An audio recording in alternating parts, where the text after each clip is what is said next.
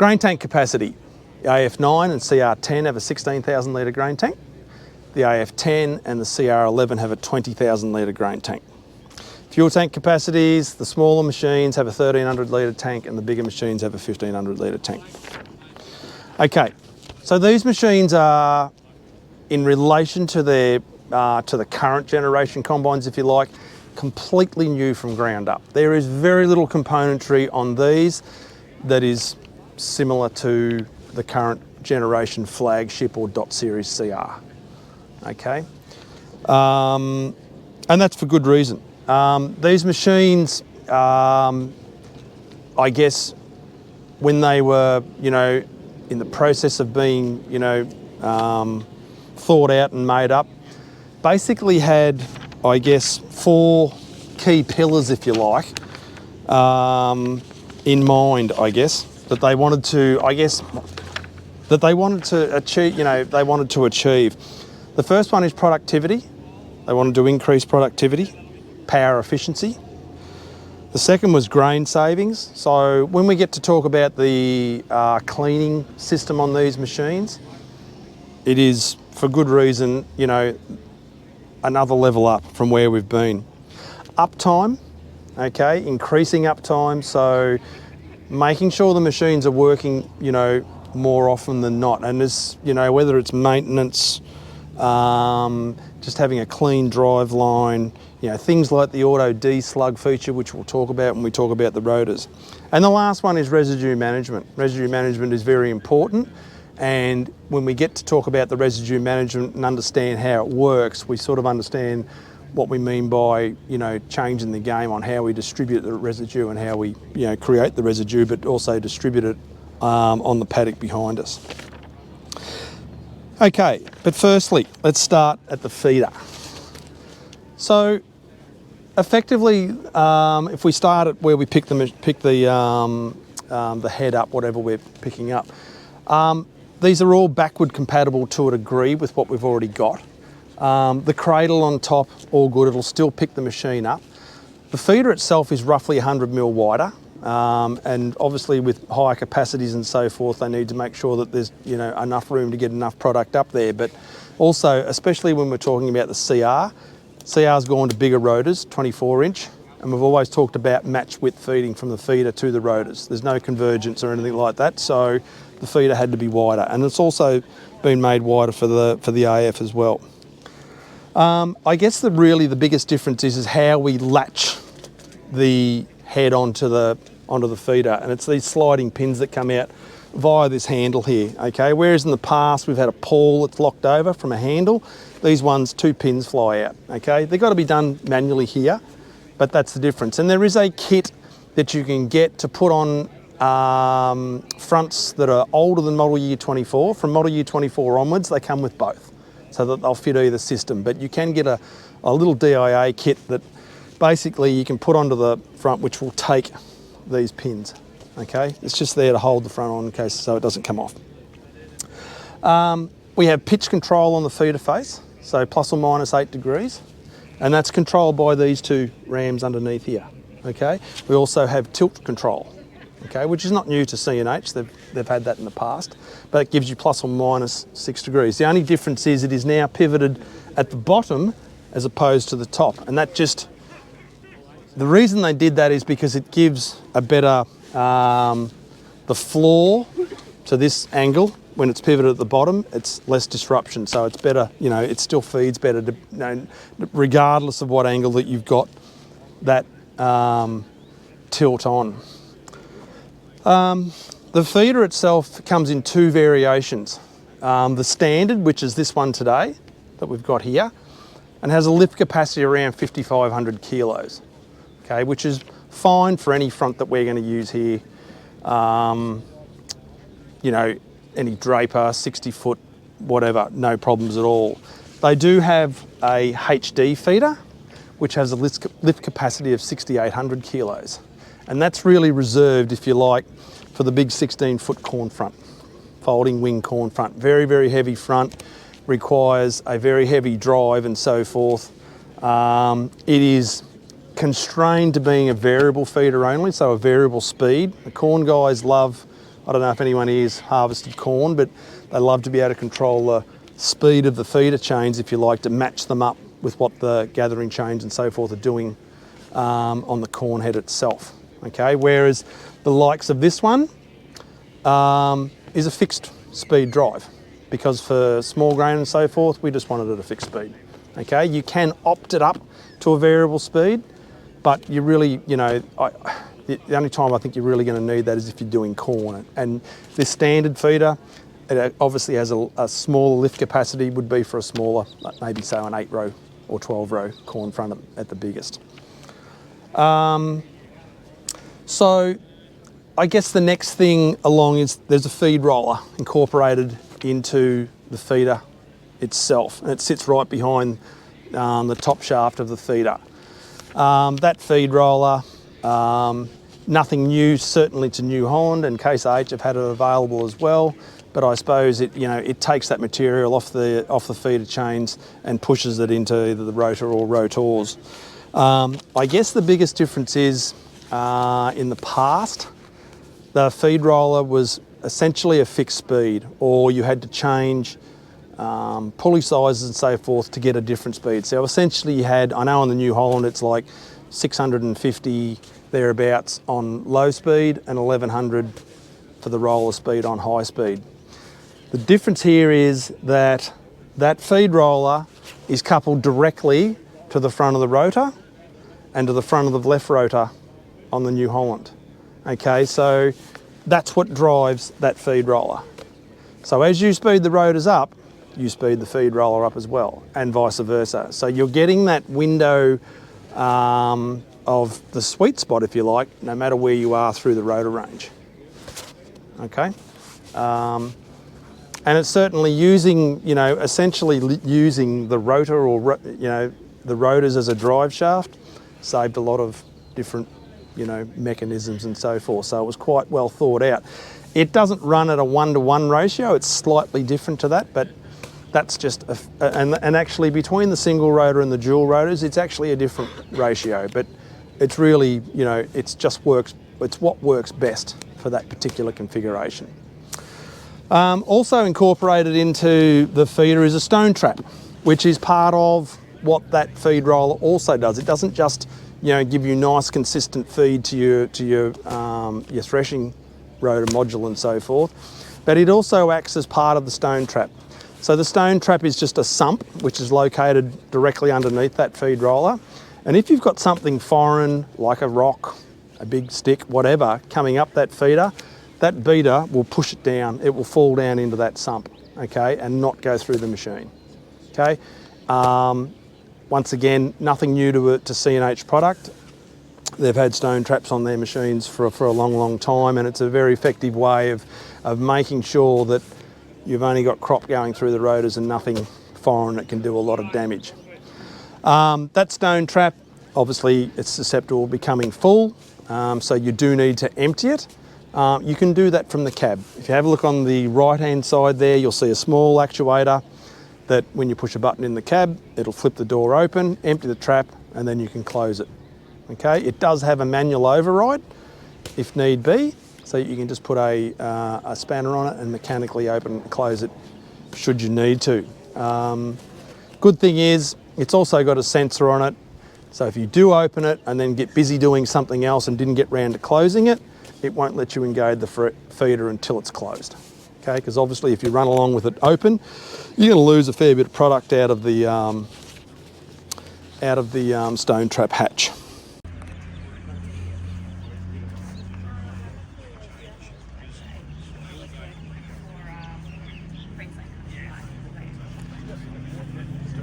Yeah, a bit different, always in local regional media.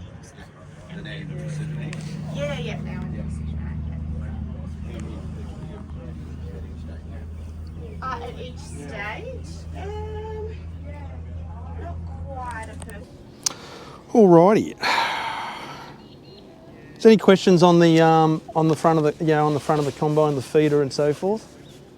I think it's pretty self-explanatory. Yes, yes it is. Yep. It's actually offered in a manual or a remote operation from plant, but we just take it as remote. I mean, it's, yeah. Because the manual, you will have to get out and physically open and close it, whereas you can... Standard now. Yep. No, it's standard fitment on it regardless. They won't build it any other way. And we'll take it as remote. Yep. So, yeah, I think it's... and that really comes from, you know, past conversations with customers that over the years, they've all sort of... One was to have a sensor on it so you couldn't leave it open. We had a lot of people that used to complain about, you know, and fair enough, you know, people get busy and I'll open that and I'll come back to that and forget, and, you know, you get novice drivers that forget to close it. So the good thing is now you can't do that, you know. It just won't fire up until you close it. Alrighty. Before we move on, and we will sort of move towards the back of the combine, I want to talk about the traction axle, because we can sort of see it from there. The traction axle on these, one of the things about, you know, the whole design of these machines, and that was to, you know, be very wary of the overall weight of these machines. And I can tell you now, you know, from experience, that the CR11 doesn't weigh much more than a 10.90. And you think, well, how could that be? I'm not saying when it's full of grain, obviously it's got a 20,000 litre grain tank, but it's base weight. And they set about, in the design of a lot of components on this machine, and it's actually called a topological design, which means using less material for increased strength. So it's you know, and I guess that could be, you know, maybe a bit of engineering garble, but at the end of the day, if you look at current series, doesn't matter whether it's a 260 flagship or it's a dot series CR, if you looked at the front axle on that, it's just a big hunk of RHS with bracing and so forth on it, and you bolt on a couple of finals and bolt a transmission to the back of it and run a drive shaft into the final, and away you go. If you look at this is a more purpose-built, sculpted traction axle, if you like. And by design, they can effectively use less metal but still have the required strength to be able to carry this machine around full of grain and so forth. And if you look, it's not just areas like that. When we talk about the rear axle, and you can have a look at it, it's, once again, it's not just a big chunk of reinforced RHS, which is probably, you know, more metal in the wrong places to get the strength than what it really requires. It's a purpose-built rear axle. You have a look at a lot of the gearboxes on the combine, and they're made from aluminium. So they've made, you know, gearboxes a heck of a lot lighter. A lot of the design, and you'll think, gee, they look funny. Tensioner pulleys, the arms they use are all sort of spider web design, okay? Strong as strong, but nowhere near the metal required. So, you know, they've really kept the weight of these quite decent, and, you know, very respective to what they, you know, what the current series were, because we don't want, you know, massively heavy machines running around the paddocks if we can help it. What do they weigh? Around 27.5, I think this one is. Yeah. Yep. And I mean, they'll be within each, yeah. There's a little bit of difference in, you know, grain tank sizes and engine, but really the rest is the same. They also incorporate a semi-automatic diff lock, okay, so manual engage, auto disengage.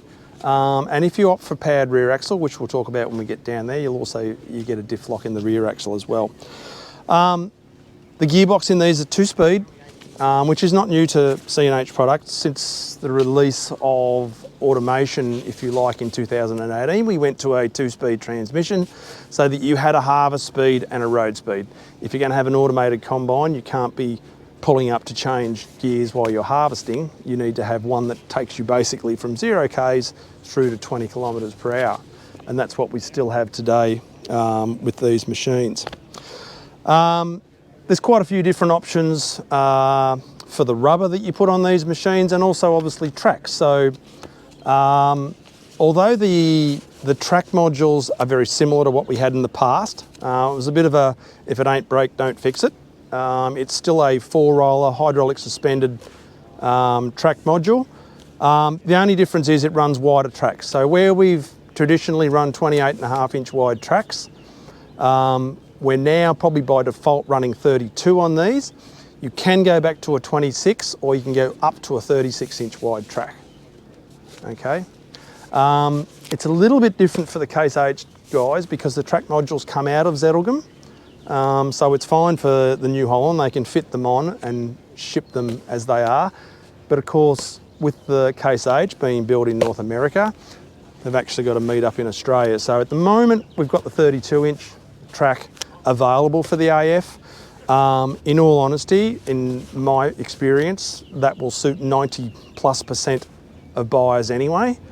But you know, if someone does want the narrower or the wider, I think we could work something out there. But 32-inch will definitely be the flavour. The track modules themselves are on 3-metre centres, okay, as they have been previously. With the wheels, so we've got duals and singles available in the wheels. As you can see, this one's on a set of 900 R38s, and this one's obviously got a set of duals for it, but not on it, but they're 710-42 duals. There are other single combinations available. There's 800s. There's also what we call the XL tyre, which is a 942. So a lot higher capacity tyre again, and probably more suited to either the AF10 or the CR11 if you wanted to go singles because of that bigger capacity tyre. There are some constraints that run with the single tyres. If you run those 900 XLs, by constraint, you must run powered rear axle, okay, which is an additional cost. But the reason for that is to give them more tractive effort.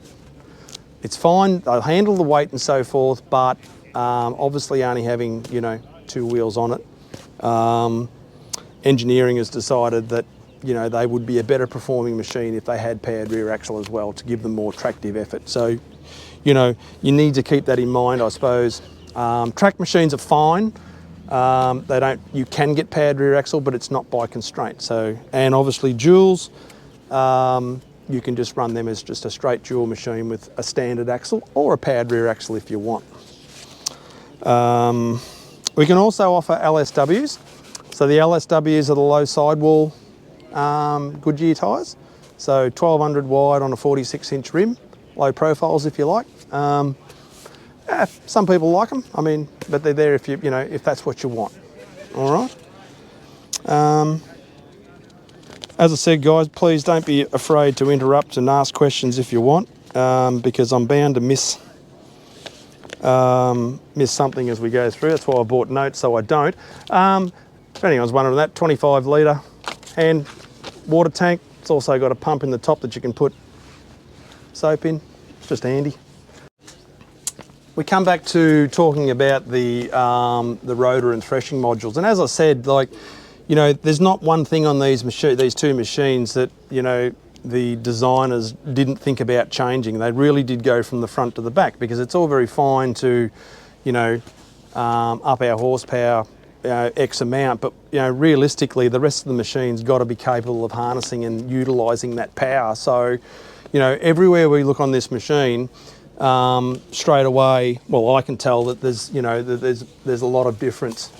And starting with the AF9, it still has a 30-inch rotor, but it's a much longer rotor, close to a metre longer, which gives it approximately 50% more separation ability or capacity, if you like.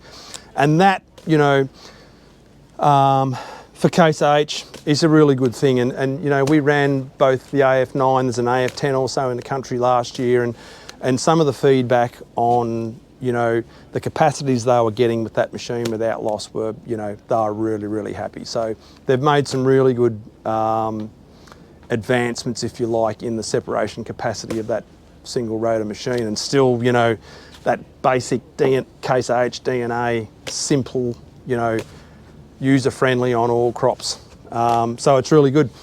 The New Holland has gone from 22-inch diameter rotors to 24-inch. And also, I think they're 3.6 metres in total length. A dot series is around 2.6, so it's just under a metre, I think, in additional length. We talk about the current flagship and dot series combines as a 4-module threshing and separations system. And what we mean by that is the The concave is one module, and then we have 3 modules of separation, okay? These machines are both 6 module machines. 2 of threshing, 4 of separation, okay? Because obviously to cater for that additional length. So giving them, giving the machines, a huge amount more ability to, current design. The rotor tubes on these machines are now stepped, okay? In both a CR and a 250, 260 series, the cages, if you like, were, the same from the front to the back. They didn't step out, they were linear. But now, at the separation area, they bell out, okay? And that's purely to give better separation performance. It also saves a lot on, and we'll talk about engine horsepower and so forth, and how these machines effectively, do more with less. And that's part of it too. There's a lot of power is consumed in the rotor modules of either machine. That's where, a lot of the hard work's done. And when we step that separation out, it relaxes the crop a lot. It allows the centrifugal force that the rotors generate on the product. Obviously, the more centrifugal force you apply to the product, the heavier product, being the grain, flings to the outside and ends up down on the sieves, and the rest of it just flows out with the rotor where it, the mog and straw and so forth flows out the back of the machine, which is how we want it.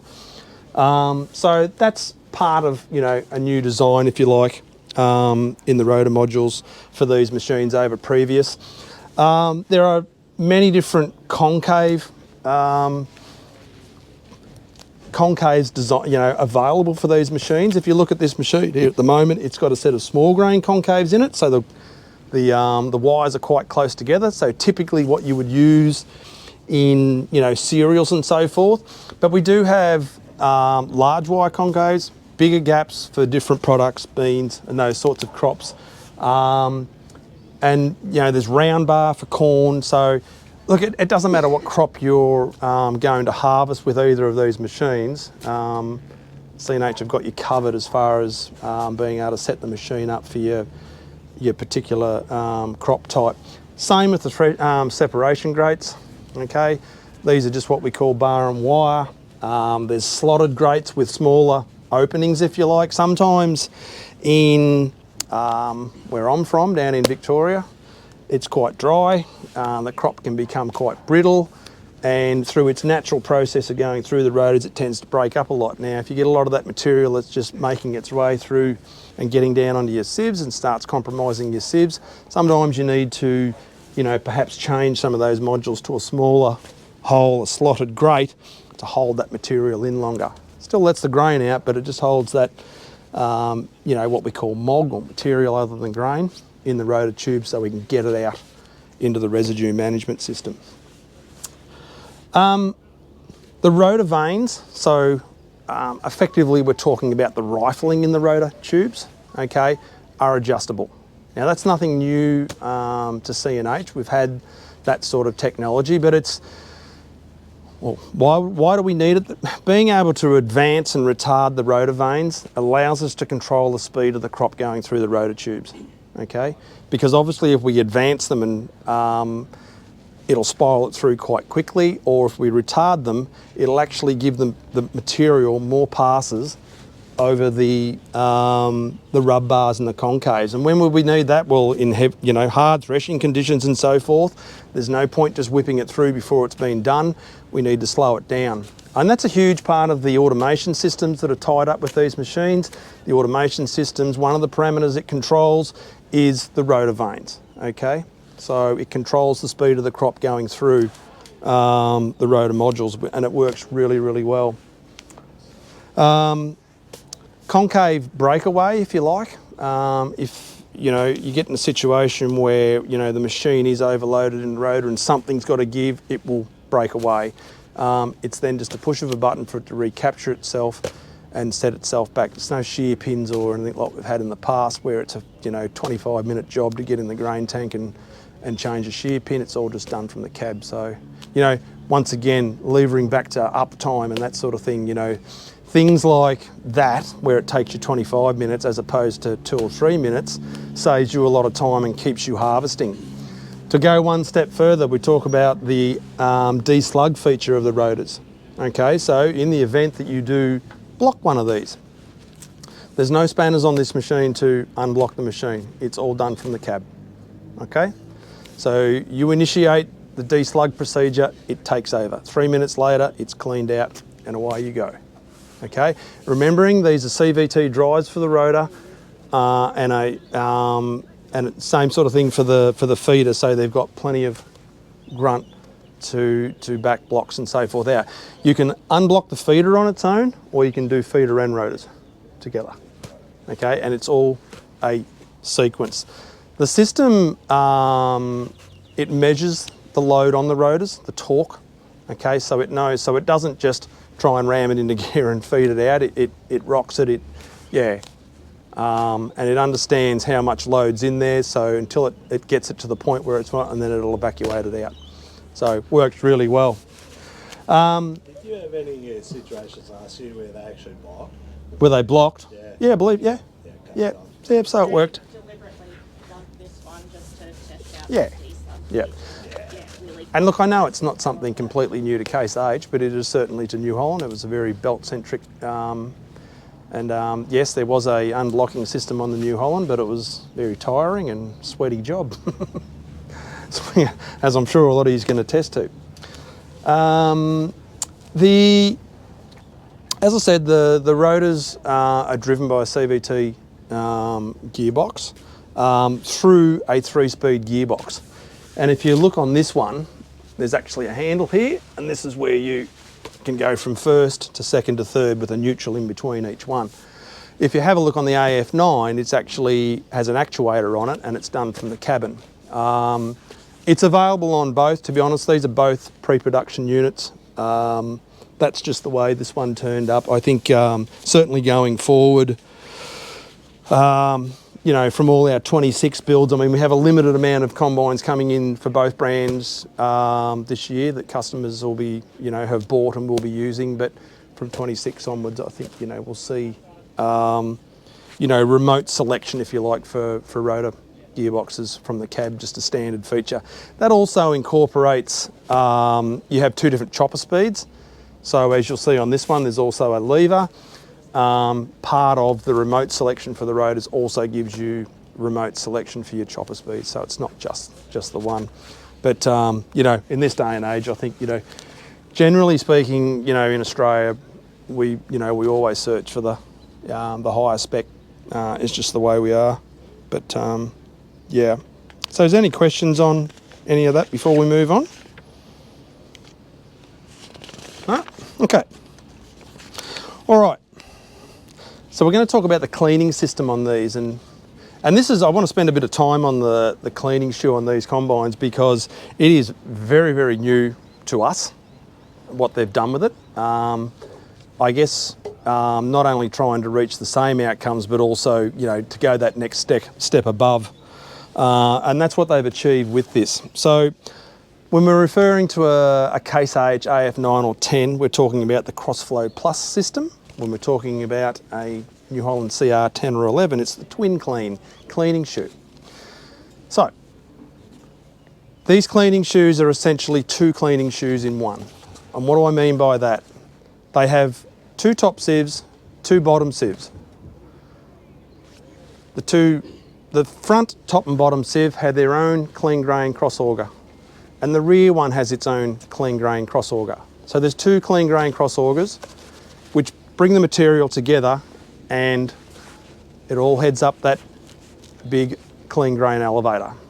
Okay? The clean grain elevator on these machines is rated for corn at 255 tonnes per hour. That's how much it can move. Obviously, you know, for our conditions here in Australia and small grain, the elevator's actually slowed down, and it's rated back at 205 tonnes per hour. That's what it's capable of. I'm not saying these machines are going to do 200 tonne an hour, but there's obviously, you know, loads of room in this cleaning shoe or this elevator to whatever the cleaning shoe can produce. It's fine, it'll handle it. The cleaning shoe, so we're basically, as I say, we have 2 cleaning shoes in one because we want huge capacity out of this cleaning shoe. As I said, it's great to have big engines, big long rotors, you know, all this ability to thresh and separate all this grain, but we've got to be able to clean it as well. So the next thing is slope compensation. So in our current 260 series, dot series, we've always had this self-leveling cleaning shoe, meaning it's always kept flat. It has an inclination sensor up under the cab, which knows when the combine is level, and if it goes off level, it just adjusts via an actuator the cleaning shoe, so the grain pan and the top sieve and bottom sieve, so that they're always flat. And why would they want that? Well, we have to have even distribution. If you want a cleaning shoe to work as efficiently as possible, you have to have even distribution of material on it. If you have overloading on one side, you've got a great air blast coming up through the bottom, trying to keep all that mog flying and let the heavier grain fall through it. If you've got more material one side or the other, it will just take the path of least resistance. All of a sudden, you've got way too much air on one side of your cleaning shoe and nowhere near enough on the other. So you're walking grain out one side and blowing it out the other. It's a disaster. So if we can have uniform distribution of material across not only the grain pan, but also your 2 top sieves, we've got a really good chance of that sieve system working to its maximum capacity. And so, as I said before, we had and we still do in the current series, a self-leveling shoe controlled by an actuator. The only problem with that is it takes up a lot of room, okay? And it's heavy. Now, the cleaning area on a 9260 or a CR9.90 is 6.5 square metres. These combines have got over 8.5 square metres of cleaning area in them because they're 2 cleaning areas in one, effectively.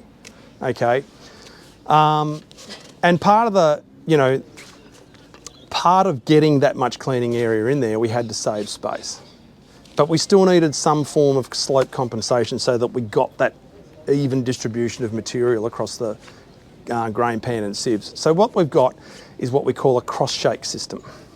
And if you can see just behind Dom there's an actuated type arrangement, and you can see it. Effectively, there's one there for the 2 top sieves, and there is also one hidden up under the grain pan. And what it does, it gives the system the ability, like normally a grain pan system and sieve system does this, so it shakes the material and rolls it backwards in the combine.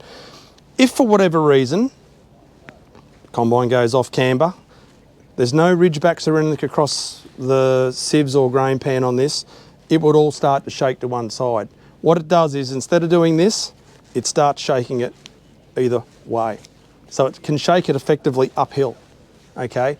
So that we can assure that by the time the material gets to the sieves, that it is coming off the grain pan absolutely even, right across. So when that air blast hits it, there's no, this is just, it's an even load all the way, okay?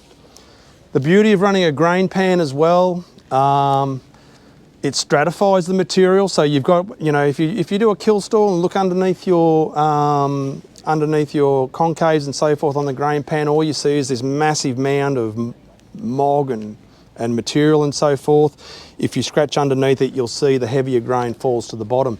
As that material makes its way backwards towards the sieves, the heavier grain sinks to the bottom and the lighter material comes to the top. So by the time it gets to that air blast, it's already split in 2 layers, okay? And providing it's nice and even, you're going to have a really good result of, evacuating that lighter mog material and just letting the grain go through the sieves. So, I know both Case IH and New Holland, when they released these machines, talked about close to 0 losses. Yeah, it's a big statement. They don't say no losses, but they say close to 0 losses. And you go, well, that's a big statement. But when you look at the technology they've used and incorporated in this machine, and certainly from what we've seen, as I say, there's been 6 of these machines running around Australia all last harvest.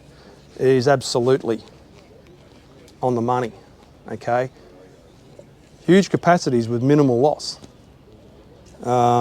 And you know, there's got to be science behind it, how it can do it, and that's, you know, I probably, without going into too much more detail,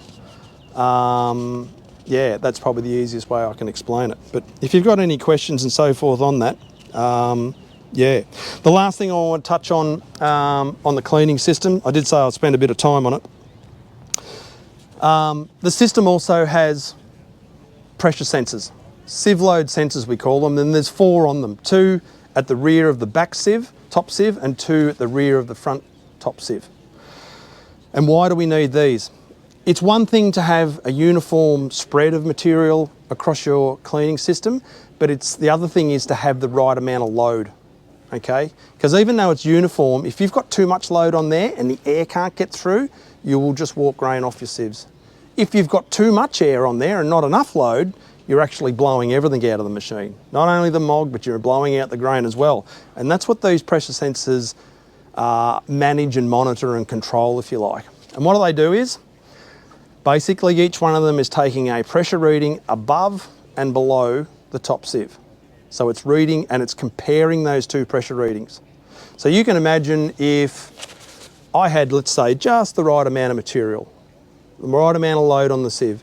There's air going up through, so it's measuring the air pressure as it goes at the bottom of the sieve.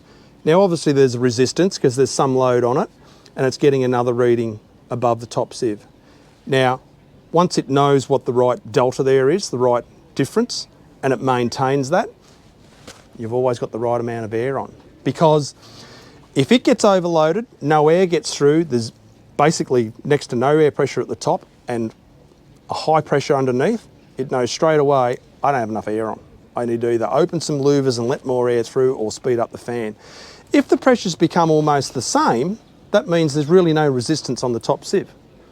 So therefore, and if it's registering loss into the bargain, straight away it knows to drop the fan, because there's 2 types of losses that come off a sieve system. There's either what we call sieve off or blow out. Sieve off, not enough air, blow out, too much air.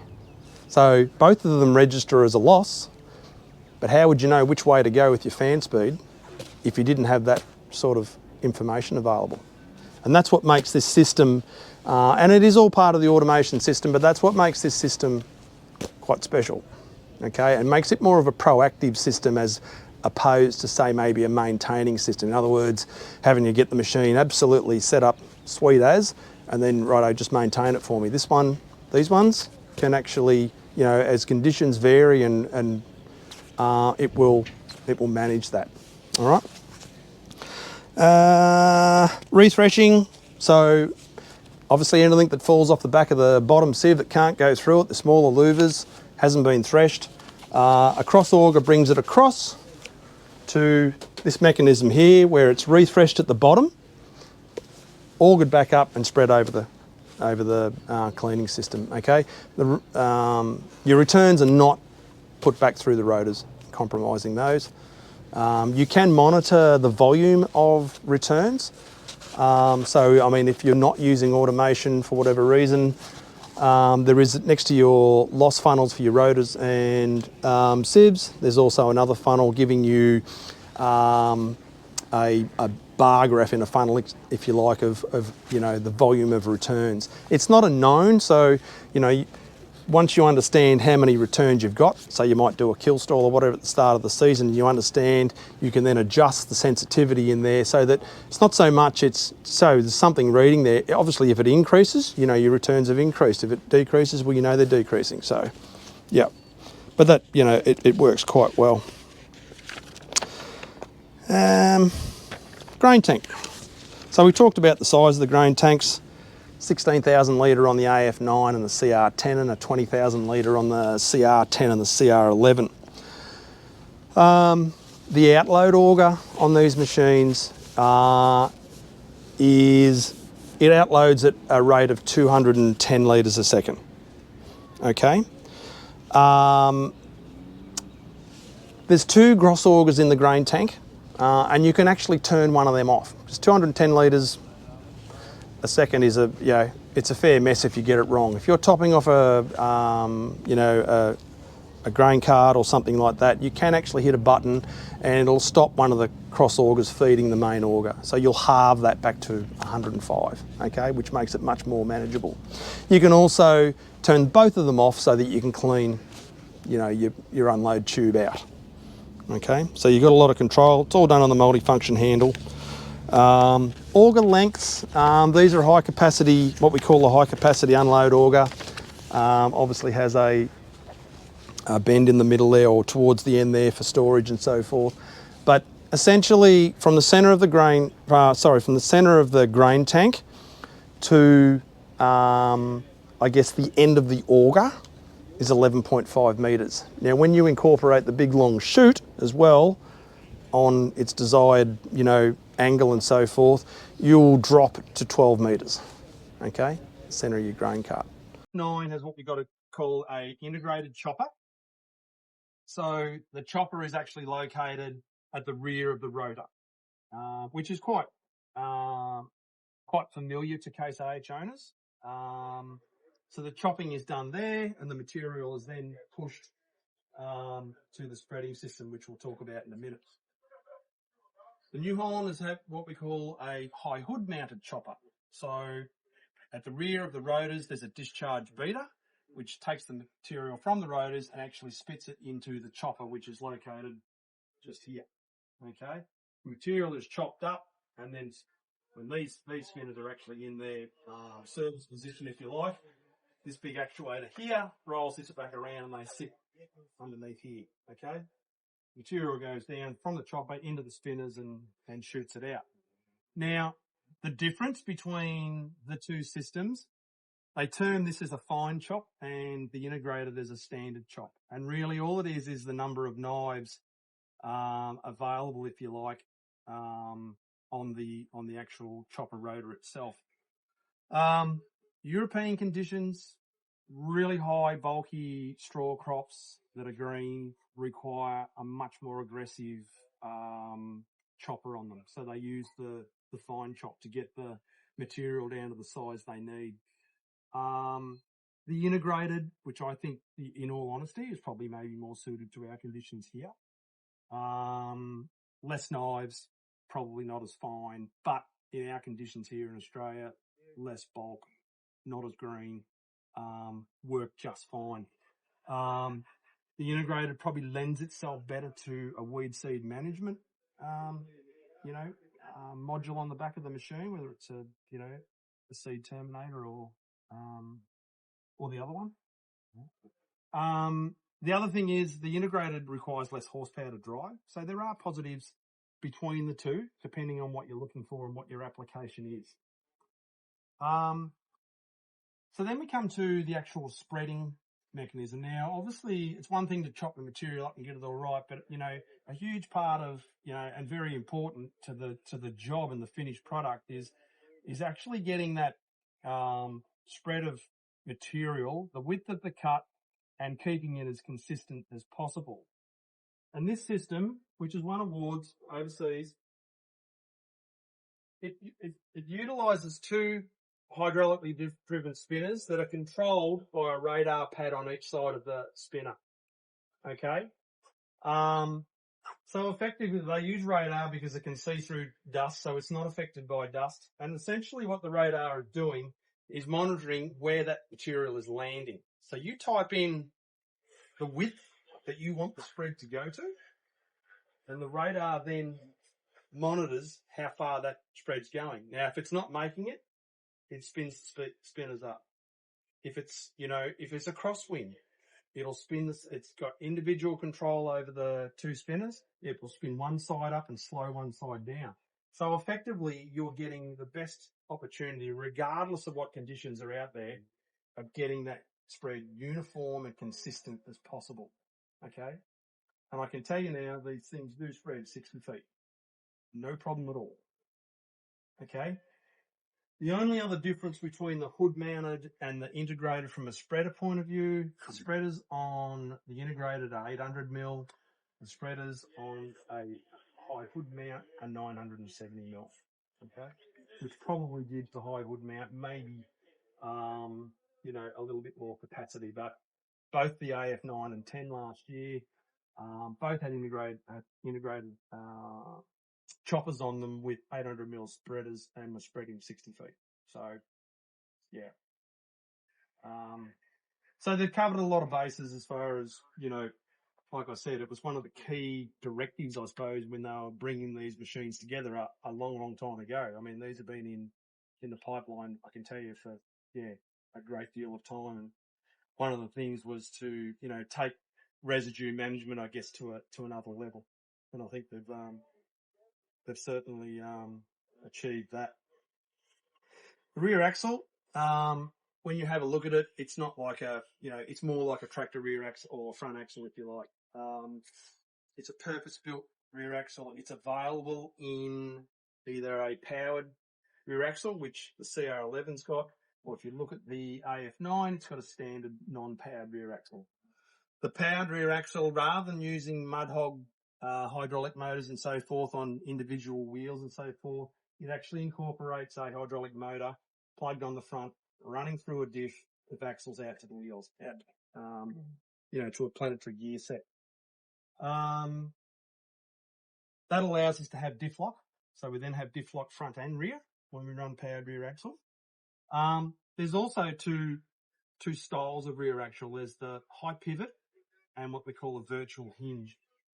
And really, they're two different widths. So in Europe, the maximum width of your combine cannot be over 3.5 meters. So they all run singles or tracks. And the virtual hinge axle is about 500mm narrower than a high pivot. But what it does have is two sort of like mechanical drag links, if you like, going from the axle to the chassis. And what that allows it to do, if it goes over a hump on one side, it will actually physically pull the axle one way to give it more clearance because they're quite tight in. It doesn't sacrifice any turning angle. They turn really, really well. If one of any of the machines set up on 3 meters in the current series, whether they were tracks or on singles, because the rears had to be pushed in so far, it really restricted their turning angle. Okay. On these new machines, there is no compromise. Okay. So if you were to get a machine on, say, Joules, you'll end up with a high pivot rear axle. If you bought one on tracks, you would end up with one on a virtual hinge just by the very nature of how wide they are. Okay. Okay. Are we going for time there, Mel? 12:56. Right, we haven't finished yet. Okay, we want to talk about the engine and the driveline. So, for any years that have been up the back of these machines, you'll notice that the engine is not traditionally an east-west design, it's a north-west design. Okay? Sorry, north-south. Which direction are we aiming here? It's a north-south design, meaning it's running in line. Now, for obvious reasons, if you look back at, I've been in this game 30-odd years, and all I ever remember were, yes, there were rotary machines out, but there was a lot of conventional machines out, and it makes sense to have an east-west design with a conventional design combine, belt down, straight down to the drum, happy days. But realistically, on a rotary machine, and when we're talking about, productivity and, clean drive lines and so forth and talking about power efficiency, it makes way more sense to have an engine that's in line with the rotors. Actually on the same angle as the rotors, funnily enough. It has a great big gearbox on the back of it. On the left-hand side, it shoots the drive down into either the left-hand rotor and across to the right or straight into the back of the single rotor on an AF9 and 10. And, by having that design, we don't have a lot of parasitic power loss. And that's one of the keys with these new machines over previous and also, something that's came up, to me, and I'm talking about the New Holland side now for a second. The CR10 is replacing the 10.90. They won't make the 10.90 any longer. And I had a dealer and a customer say to me, well, the CR10's 700 horsepower and this thing's 630. You've gone backwards. I said, no, we haven't. No, we have not. For a myriad of reasons. The CR10 is a bigger combine than the CR10.90. And the fact is, it doesn't require the horsepower. that a CR10.90 does, and it doesn't lose the horsepower that a CR10.90 does. Okay, cleaner drive lines, and there are other factors in it as well. You know, the material going through a 10.90 is way tighter than what it is through a 10.90. All of these, whether it doesn't matter whether it's the AF or the CR, everything is relaxed in these machines now, okay? Because they're bigger and they're longer and they're stronger. So therefore, you know, you're doing more work with less horsepower effectively, okay?